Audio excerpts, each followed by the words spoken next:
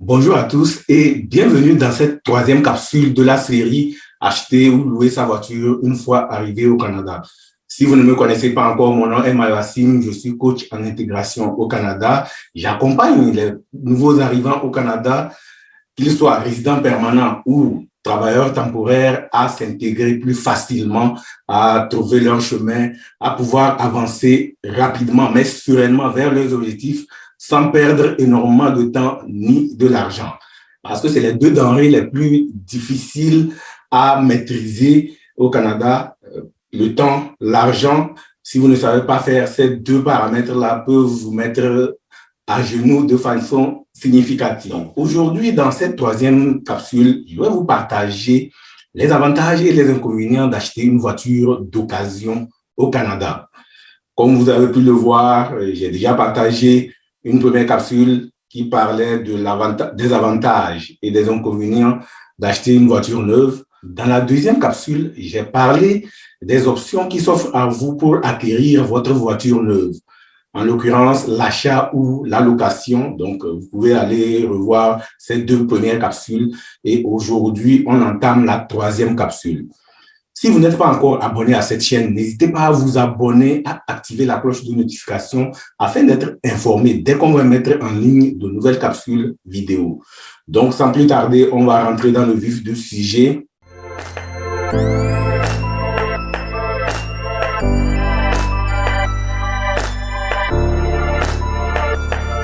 Avoir une voiture au Canada est une nécessité, ce n'est pas du luxe et le choix de votre voiture sera déterminante dans votre procédure d'intégration. Donc, pour surtout les personnes qui viennent d'arriver, ce n'est pas la peine de se perdre dans ce choix-là, histoire de ne pas commencer du mauvais pied déjà, ok? Peut-être que vous allez vous tromper dans le choix de votre première voiture et ça peut vraiment vous porter préjudice sur une longue période. Donc, savoir choisir sa voiture, c'est quelque chose d'important. Tenir compte de tous les paramètres. Donc, je vais vous partager ici les avantages et les inconvénients d'acheter une voiture d'occasion et j'espère que vous allez vous en inspirer dans votre prise de décision pour acheter ou louer une voiture. Donc, dans une vidéo synthèse, je vais faire une sorte de bilan afin de vous faciliter la prise de décision. Donc, je vais faire d'une part les avantages et les inconvénients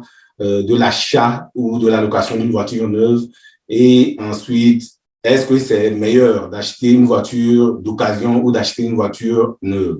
Donc, dans cette vidéo synthèse, vous aurez tous les éléments afin de pouvoir faire le choix et je vais me prononcer par rapport à ce que moi j'ai choisi quand je suis arrivé au Canada. Donc, je laisse ça en suspense pour que vous sachiez ce que moi j'ai fait quand je suis arrivé au Canada. Dans cette brève présentation, je vais vous partager les avantages et les inconvénients d'acheter une voiture d'occasion au Canada. Avant de passer à l'achat d'une voiture d'occasion, suivez les 4 étapes suivantes qui vous aideront à faire un bon choix d'auto sans mauvaise surprise.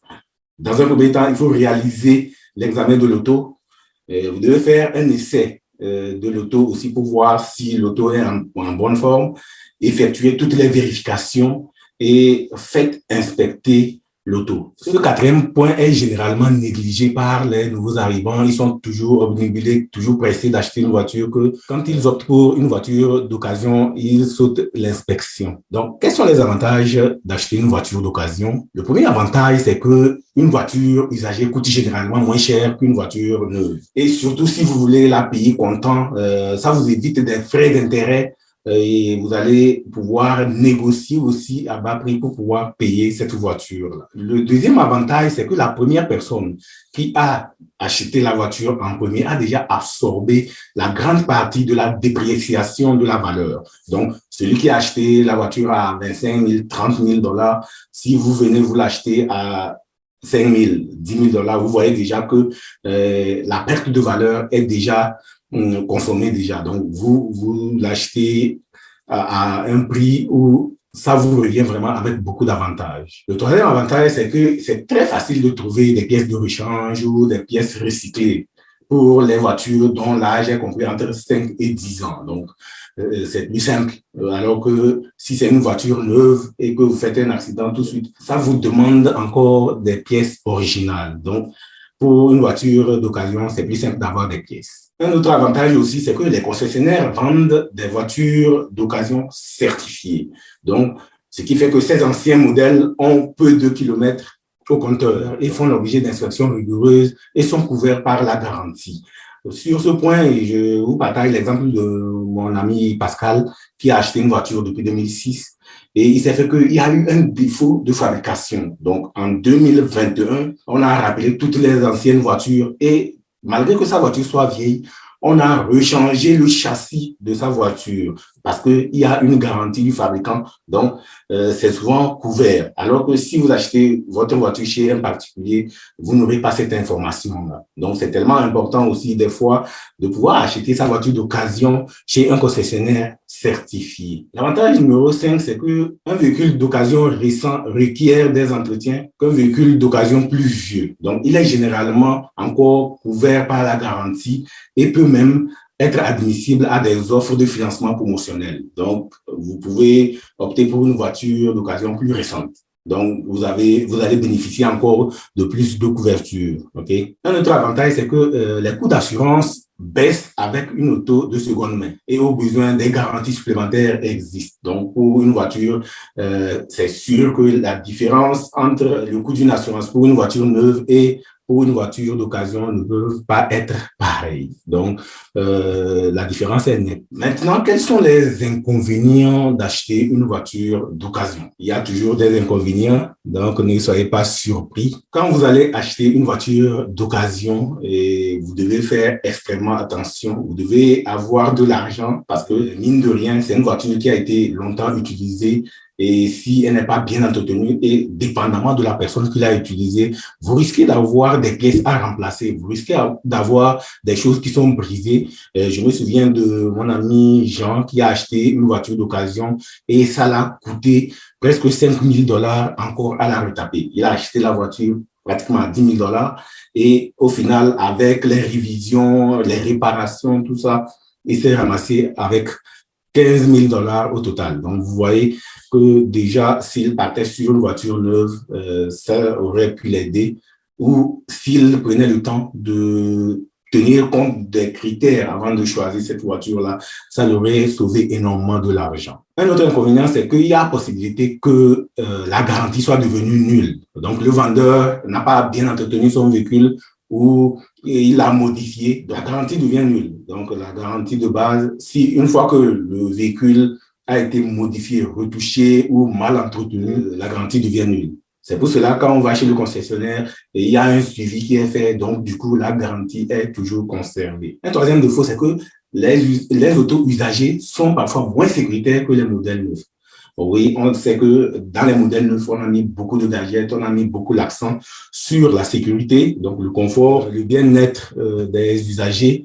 Donc, du coup, pour les anciens modèles, toutes ces améliorations-là ne figurent forcément pas à bord de ces anciens modèles. Pour quelqu'un qui prend les modèles usagés, attendez-vous à ce qu'il y ait moins de mesures sécuritaires qui soient prises. Un inconvénient aussi, c'est d'aller chercher à fouiller dans le passé de l'auto, à faire des inspections mécaniques. Donc, ça demande beaucoup de tracas, beaucoup de tralala pour essayer de retrouver est-ce que le véhicule a une fois été accidenté, quelles sont les défaillances, est-ce que le véhicule est en règle, est-ce qu'il est en norme. Donc, ça, c'est une énorme perte de temps et vous n'êtes pas sûr que vous allez trouver une information sûre à propos de cela. Est-ce que c'est vérifiable? Donc, c'est difficile de retracer ça. Vous allez perdre énormément de temps. Donc, c'est vraiment un inconvénient majeur. Un autre inconvénient, c'est que on vit dans un monde où on ne sait pas qui est qui, un particulier surtout, il peut vous faire croire que sa voiture, ses maisons, ses derniers cris, ça n'a jamais eu d'accident, il n'y a jamais eu quoi que ce soit. Donc, il va vraiment vous vendre la voiture. Peut-être que il y a de gros défauts que cache cette voiture-là et vous allez vous ramasser avec ça et vous allez voir qu'au final, vous avez fait un mauvais choix. Je me souviens de mon ami congolais, Eugène, qui a acheté une voiture 4x4 et puis il était tellement content. Un jour, il était en train d'aller à Québec et c'est sur le pont que la voiture l'a lâché et la voiture était irrécupérable. Le moteur est parti complètement. Et pourtant, il a acheté cette voiture-là à presque $6 000. Donc, il a payé sa cash. Donc, c'était une voiture d'occasion. On l'a menti. Il n'a pas su détecter qu'il y avait beaucoup de défauts au niveau du moteur et du coup, il a coulé bielle et c'est perte totale. L'inconvénient majeur qui peut décourager vraiment d'acheter une voiture d'occasion, c'est l'hiver. Vous risquez votre vie en hiver parce que avec une voiture d'occasion qui n'est pas en bon état, imaginez que vous revenez du boulot, vous avez 1 heure de route à faire et vous êtes surpris par une tempête ou vous êtes tombé dans un banc de neige et la voiture vous lâche là, il n'y a personne. Comment vous allez faire? Comment vous allez vous déplacer? Et si par malchance, votre portable est déchargé ou vous avez une batterie à plat, comment vous allez pouvoir vous en sortir? Généralement, en hiver, les gens circulent très peu. La voiture peut vous lâcher au milieu de nulle part et ne va pas démarrer. C'est vraiment un vrai danger d'avoir une voiture d'occasion, surtout en hiver. Au Canada, c'est quelque chose qui peut être mortel. Il y a beaucoup de personnes qui sont restées congelés, frigorifiés dans leur voiture. Même, peut-être que vous pouvez fouiller les archives. Il y a eu un incident au niveau d'un tunnel à Montréal. Les gens sont restés, malgré que les gens étaient dans des voitures neuves. Quand le carburant a fini, les gens ont gelé. Vraiment, c'est un grand danger l'hiver. Donc, vous devez vraiment privilégier une voiture neuve. Donc, avant de vous décider d'acheter une voiture d'occasion, vous devez prendre en compte le prix que vous êtes prêt à mettre. Vous devez aussi prendre en compte vos besoins et votre style de vie, votre intolérance au risque. C'est quelque chose qui est important. Est-ce que vous êtes quelqu'un qui aime le risque, donc vous voulez payer moins cher, mais au final, est-ce que c'est ça qui est votre solution? Un autre point important aussi, c'est de comparer le prix d'achat d'un véhicule neuf à celui d'une voiture d'occasion. Donc ça aussi, ça vous permettra de vous décider. Et dans les vidéo précédente, je vous ai dit, pour les voitures neuves, il y a possibilité d'obtenir du financement. Donc, tenez compte aussi de cet aspect-là. Et à cela, il faut aussi ajouter des frais pour l'estimation d'entretien, les frais de réparation. Donc, il faut vraiment les frais d'inspection, il faut toujours calculer tout ça là avant de vous décider dans l'achat d'une voiture d'occasion. Dans la séquence qui suit, je vais vous partager quelques conduites à tenir, que ce soit quand vous voulez acheter une voiture d'occasion avec un commerçant ou un concessionnaire et un particulier. Donc, pour le cas de l'achat d'une auto d'occasion avec un commerçant, vous devez évaluer vos besoins. C'est quoi vos besoins? Faire toutes les vérifications requises. Au niveau du commerçant, il a tous les registres, il a tous les documents, donc vous devez vérifier cela aussi. Vous devez consulter l'étiquette de l'automobile. Donc, quand vous allez arriver chez le concessionnaire, les véhicules sont marqués avec des étiquettes. Donc, prenez le temps vraiment de regarder l'étiquette parce qu'il y a une description technique qui est faite. Donc, il faut faire l'inspection de l'auto et l'essayer surtout. Donc, vous devez faire l'inspection, même si on vous dit que l'inspection a été faite, il faut vous assurer que vous allez rechecker cette inspection-là. Okay? Prendre information s'il y a l'existence de garanties légales. C'est très important. Et vous devez vérifier si l'auto aussi est libre de dette. Parce qu'il y a des gens qui amènent des voitures qui sont encore endettées. Et quand vous allez la prendre en circulation, on peut vous arrêter pour vous demander, oui, cette auto-là n'est pas encore totalement payée. Et vous devez aussi évaluer les options de financement. Est-ce que vous allez payer cash? Est-ce que il y a possibilité d'avoir du financement pour une auto d'occasion qui est récente aussi? Donc, vous devez évaluer ça et connaître le contenu du contrat. Ça, c'est un point très important. Vous ne devez pas signer un contrat, prendre le véhicule et partir sans vraiment regarder c'est quoi le contenu, quelles sont les clauses les plus importantes. Et souvent, en matière de contrat, les choses les plus importantes sont écrites en petits caractères. Donc, c'est tellement important pour vous de prendre le temps de bien décrypter votre contrat. Connaître surtout les conditions d'annulation de votre contrat. Peut-être que vous avez pris une voiture et après vous vous rendez compte que non, ça ne marche pas. Est-ce que l'annulation du contrat est facile? Donc, prenez en compte cela. Avant d'acheter une auto d'occasion d'un particulier, vous devez toujours aussi évaluer vos besoins. Donc, comparer vos besoins à ce qu'on vous offre. Est-ce que ça va toffer? Peut-être que vous parcourez des distances. Regardez le compteur. Est-ce que la voiture qu'on me présente là peut répondre à mes besoins. Vous devez aussi faire un effort de reconnaître les faux particuliers. Il y a des gens qui vont vouloir vous dissimuler des informations. Vous devez devenir votre propre détective. Donc, pour détecter les faux particuliers. Et vous devez aussi faire des vérifications de l'auto vous-même et faire l'inspection et essayer l'auto. La phase la plus importante pour les particuliers, c'est ça. Vous devez essayer l'auto, la conduire, aller sur une longue distance pour essayer de voir, oui, est-ce que l'auto tient, est-ce que le moteur, et écoutez surtout votre véhicule quand vous le roulez. Pour un particulier, il y a des gens qui vont main à main, on échange l'argent, on vous donne l'auto et vous en allez.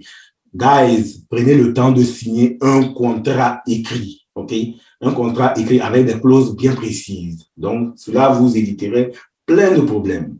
Et vous devez aussi vous assurer que la personne qui vous vend cette auto-là, est-ce que l'auto est libre de dette? Parce que si vous achetez une auto qui n'est pas libre de dette, c'est à vos risques et périls. Donc, c'est à vous de vérifier tout ça. Et un point aussi important pour l'achat d'une voiture d'occasion, on voit beaucoup de voitures sur Marketplace, sur les réseaux sociaux, sur les sites web aussi. Méfiez-vous des vendeurs étrangers sur Internet. Méfiez-vous, ça c'est très important. Et n'achetez jamais une voiture sur Internet. La personne va vous dire envoyez les fonds et après vous allez chercher la voiture. Évitez cela au maximum. Donc, guys, je suis curieux de savoir quels sont les avantages qui peuvent vous pousser à acheter une voiture d'occasion et quels sont les inconvénients qui peuvent vous décourager à le faire. Mentionnez-les moi dans les commentaires et il me fera un agréable plaisir de lire tous vos commentaires. Imaginez un instant, grâce à cette vidéo, vous arrivez et vous connaissez tout ce qu'il faut pour pouvoir acheter une voiture d'occasion.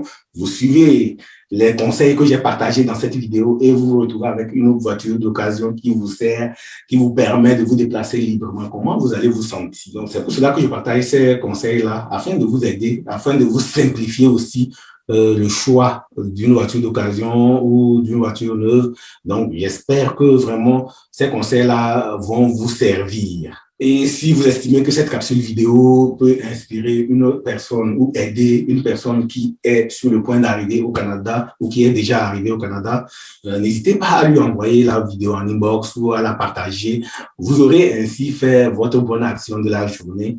Et en attendant notre prochaine capsule vidéo, soyez reconnaissants et reconnaissantes de pouvoir faire partie des personnes qui rêvent d'une vie meilleure au Canada et rester toujours connectés à vos rêves. Guys, ne laissez personne vous décourager, vous faire croire que non, vous rêvez les yeux ouverts.